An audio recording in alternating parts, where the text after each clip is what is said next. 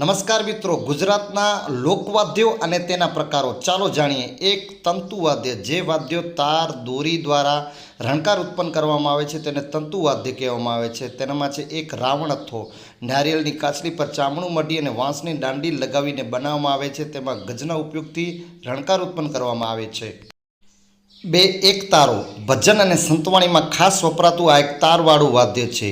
ત્રણ, જંતર, સૌરાષ્ટ્ર અને કચ્છના ચરણોમાં આને દેવી વાદ્ય તરીકે ઓળખવામાં આવે છે. ચાર, સુરંદો, કચ્છનું લોકપ્રિય તારવાળું વાદ્ય ગજની મદદથી વગાડવામાં આવે છે. ત્યારબાદ જાણીશું સુધીર વાદ્ય, જે વાદ્યો ફૂંક મારીને વગાડવામાં આવે છે તેને સુધીર વાદ્ય કહેવામાં આવે છે.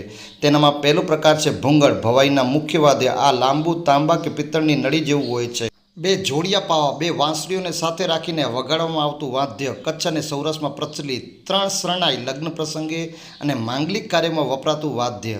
ચાર, નાગફણી એટલે રણસિંગું, નાગ જેવો આકાર ધરાવતું પિત્તળનું વાદ્ય. ત્યારબાદ છે અવનદ્ધ વાદ્ય, જે વાદ્યો નાળાકાર કે ગોળાકાર પાત્ર પર ચામડું મઢીને બનાવવામાં આવે છે.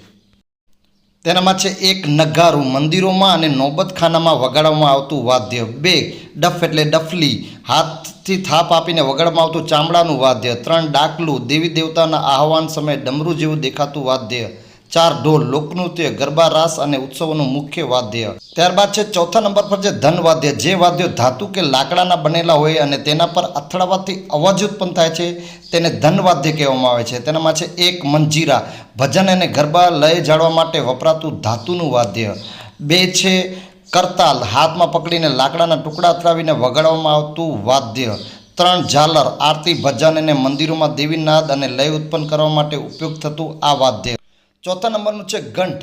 ઘંટનો નાદ મનને એકાગ્ર કરવા અને આસપાસની નકારાત્મક ઉર્જાને દૂર કરવા માટે મહત્ત્વનો માનવામાં આવે છે. જો વિડીયો અને માહિતી સારી લાગી હોય તો પ્લીઝ લાઇક, શેર.